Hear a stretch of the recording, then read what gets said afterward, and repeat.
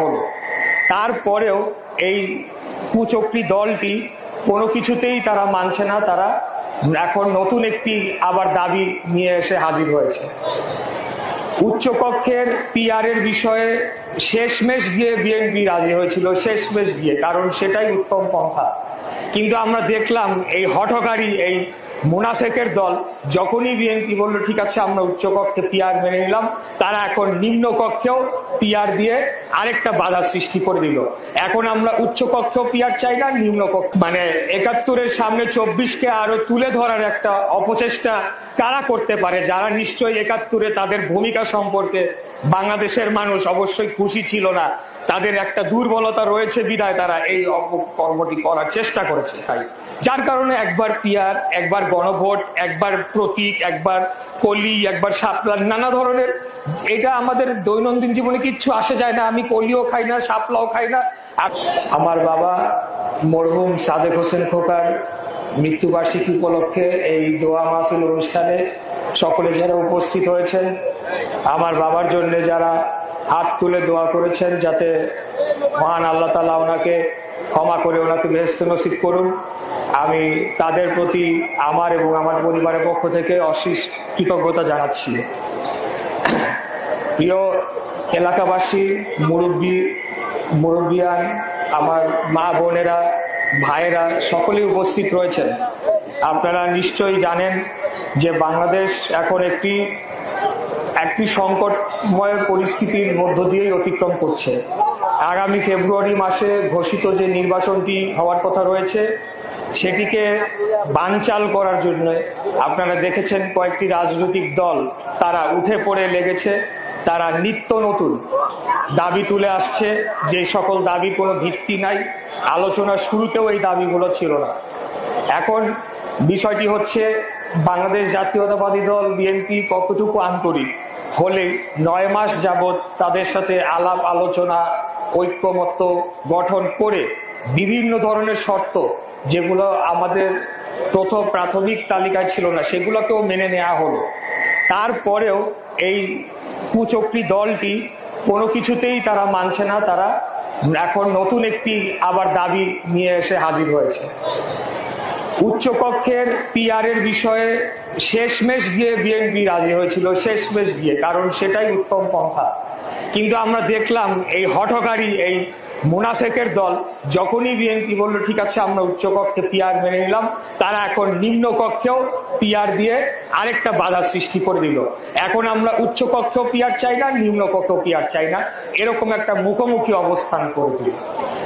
গত বছর ছাত্র জনতার রক্তাক্ত গণ অভ্যুত্থানে সকলেই আমরা অংশগ্রহণ করেছি। এই যে এটার দাবিদার কোন একক ব্যক্তি বা একক রাজনৈতিক সংগঠন হতে পারে না, এটার দাবিদার কেবল যারা শহীদ হয়েছেন তারাই এই দাবিটা করতে পারেন। আজান দিচ্ছেন? আচ্ছা, তারাই এটা করতে পারে। কিন্তু আমরা দেখেছি যে ২৪-এর পরে ৭১-কে খাটো করে ২৪-কে আরো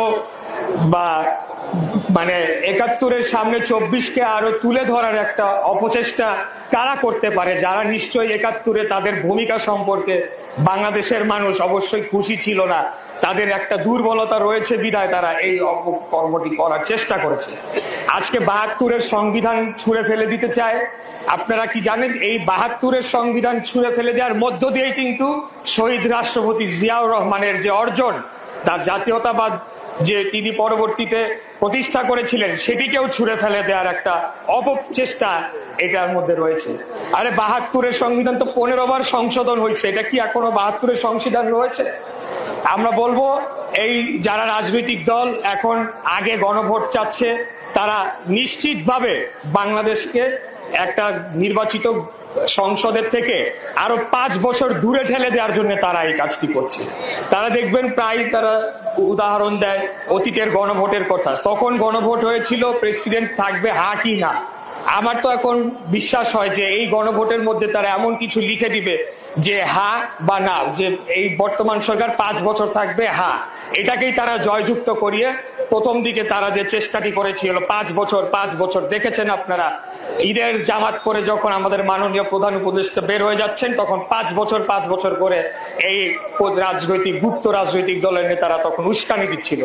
তাদেরই প্রকল্পের অংশ এটা, কারণ তারা জানে তারা ভোটের মাঠে ভোটের লড়াইয়ে তারা আসলে কোনো ভাবে টেকার কোনো সম্ভাবনা নেই, যার কারণে এখন তারা যে রাষ্ট্র ক্ষমতা ভোগ করছে তারা তাদের প্রভাব খাটিয়ে বিভিন্ন ভিসি ডিসি শিক্ষা প্রতিষ্ঠান বা নানা ধরনের ব্যাংক দখল, নানা ধরনের দখলবাজি তারা করছে। এটিকে অব্যাহত রাখার জন্য, নিজেদেরকে শক্তিশালী করার জন্য, পাশাপাশি যত দিন যাবে বিএনপির উপর চাঁদাবাজ এইটা ওইটা বিভিন্ন ধরনের অপবাদ দিয়ে আমাদের জনপ্রিয়তা কমানোর চেষ্টা করছে। তাই আমি আজকে বিনীতভাবে আমাদের সামনে উপস্থিত মুরব্বিয়ানরা রয়েছেন, আপনারা শহীদ রাষ্ট্রপতি জিয়াউর রহমানের আদর্শের রাজনীতি দেখেছেন, আপসীর নেত্রী দেশনেত্রী বেগম খালেদা জিয়াকে দেখেছেন, যিনি আজাদ দিচ্ছেন, দেশনেত্রী বেগম খালেদা জিয়া উনি শত প্রতিকূলতার মধ্যেও উনি দেশ ছেড়ে যান নাই। ওনার এত জটিল একটি রোগ হয়েছিল, উনি আমাদের নেতা কয়েকদিন আগে তিনি অশ্রুসিক্ত হয়ে গিয়েছিলেন ঢাকা বিভাগের প্রার্থীদের সাথে কথা বলতে গিয়ে, যে 6 বার মৃত্যুর মুখ থেকে ফিরে এসেছিলেন দেশনেত্রী বেগম খালেদা জিয়া। এটা হলো তার গণতন্ত্র এবং বাংলাদেশের সার্বভৌমত্ব এবং ওনার নেতা কর্মীদের প্রতি যে অগাধ ভালোবাসা, সেটির একটা বহিঃপ্রকাশ আমরা দেখতে পেয়েছি। 2016 সালে প্রথম আমি গুলশান অফিসে যাই, নেত্রীর একটা অ্যাপয়েন্টমেন্ট ছিল, উনি ডেকেছিলেন। যাওয়ার পরে উনি প্রথমেই জিজ্ঞেস করলেন যে খোকার কি অবস্থা, খোকার শরীর কিরকম। তা আমি একটা বিষয় জানতাম যে ওনার বড় ভাই তিনিও ক্যান্সার আক্রান্ত ছিলেন, যার কারণে এই রোগটার সম্পর্কে দেশনেত্রী বেগম খালেদা জিয়ার ভালো একটা ধারণা ছিল। তা আমি ওনাকে যখন বললাম, উনি একটা কথাই বললাম, খবরদার খোকাকে বাংলাদেশে আসতে মানা করবে, এরা ওকে মেরে ফেলবে। ওনার ভাষায় উনি ঠিক যেভাবে বলেন এইভাবে কথাটি বলেছিলেন। তারপরেও আপনাদের নেতা মরহুম সাদেক হোসেন খোকা, উনি আসলে যখন একজন ব্যক্তি জানতে পারে যে হয়তোবা তার কোনো সম্ভাবনা নাই আর শেষবার তার নিজ মাতৃভূমিতে তিনি পদার্পণ করবেন, তার এত লক্ষ কোটি শুভা কর্মী রয়েছেন, তার সহকর্মীরা রয়েছেন, আত্মীয় স্বজন বন্ধু বান্ধব পাড়া প্রতিবেশীরা রয়েছেন, বাবা মার কবর রয়েছে, কোনো কিছুই দেখতে পারবেন না, জিয়ারত করতে পারবেন না। এটা তিলে তিলে ওনাকে ধ্বংস করেছে। আজকে সেই খুনি হাসিনা বাংলাদেশের মাটি থেকে বিতাড়িত হয়েছে, তার বাংলাদেশে মৃত্যু হবে কিনা এটা মহান আল্লাহ তাআলা ছাড়া কেউ বলতে পারে না। আজকে তার বাংলাদেশের মাটিতে দাফন হবে কিনা মহান আল্লাহ তাআলা ছাড়া কেউ বলতে পারে না। এটাই হইলো আল্লাহর বিচার।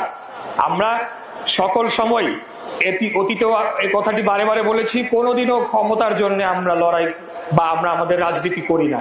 আমরা বর্তমানে বাংলাদেশ জাতীয়তাবাদী দল যেই রাজনৈতিক এবং সামাজিক অবস্থান নিয়ে রয়েছে, আমি বিশ্বাস করি আমাদের 17 বছরের সংগ্রামকে জনগণ এমনি মূল্যায়ন করে, তারা এমনি আমাদেরকে ভালোবেসে বুকে টেনে নেয়। আর যদি আমাদেরকে রাষ্ট্র পরিচালনার দায়িত্ব আপনারা দেন, আমি বলবো না রাষ্ট্র ক্ষমতায় পাঠান, রাষ্ট্র সাময়িকভাবে কিছুদিনের জন্য পরিচালনার দায়িত্ব আপনারা দেন, তাহলে আমাদের নেতা দেশনায়ক তারেক রহমান যে 31 দফার মাধ্যমে বাস্তবসম্মতভাবে বাংলাদেশকে নতুন বাংলাদেশে পরিণত করার স্বপ্ন দেখিয়েছেন, সেটি করতে পারবে। অনেকেই গাল গল্প বলে, অনেক নতুন দল হয়েছে, পুরান দল, দেখবেন তাদের আসলে কোনো ভিশন মিশন, তাদের কোনো পরিকল্পনা কিচ্ছু নাই, যার কারণে একবার পিয়ার, একবার গণভোট, একবার প্রতীক, একবার কলি, একবার শাপলা, নানা ধরনের। এটা আমাদের দৈনন্দিন জীবনে কিচ্ছু আসে যায় না। আমি কলিও খাই না, শাপলাও খাই না, আমি গণভোটও খাই না। আমাদের বাংলাদেশের জনগণ এখনো বেশিরভাগ জনগণ দারিদ্রের শিখার সীমার নিচে রয়েছে, তাদের পেটে ভাত দেওয়ার ব্যাপারে এই সরকারের কোনো ভ্রুক্ষেপ নেই। তাই আমি বলবো, আস্থার প্রতীক ধানের শীষ, আমাদের নেত্রী দেশনেত্রী বেগম খালেদা জিয়া নিজে এখানে প্রার্থী হয়েছেন, আমি গর্বিত বোধ করছি। সে যেই প্যানেলে আমাদের নেত্রী বেগম খালেদা জিয়া প্রার্থী, সেখানে ওনার পরবর্তী প্রজন্ম আমাদের নেতা দেশনায়ক তারেক রহমানও প্রার্থী। সেখানে আলহামদুলিল্লাহ আপনাদের দোয়ায় দলও আমাকে ঢাকা 6 আসন থেকে মনোনয়ন দিয়েছে। আমি খালি আপনাদেরকে এইটুকু বলতে চাই যে আমি আপনাদের প্রতিনিধি হয়ে সংসদে যে কথা বলতে চাই ন্যায়ের পক্ষে, বাংলাদেশের জনগণের পক্ষে, এটাই আমার একমাত্র উদ্দেশ্য। তো আপনারা আশা রাখি সুবিবেচনা নিয়ে আগামী নির্বাচনে আপনাদের ভোটটি সম্পাদন করবেন এবং অবশ্যই ভোট কেন্দ্রে আপনারা যাবেন। এই বলে আজকে আমি আবারও সকলকে ধন্যবাদ জানিয়ে আমার বক্তব্য শেষ করছি। খোদাহাফেজ।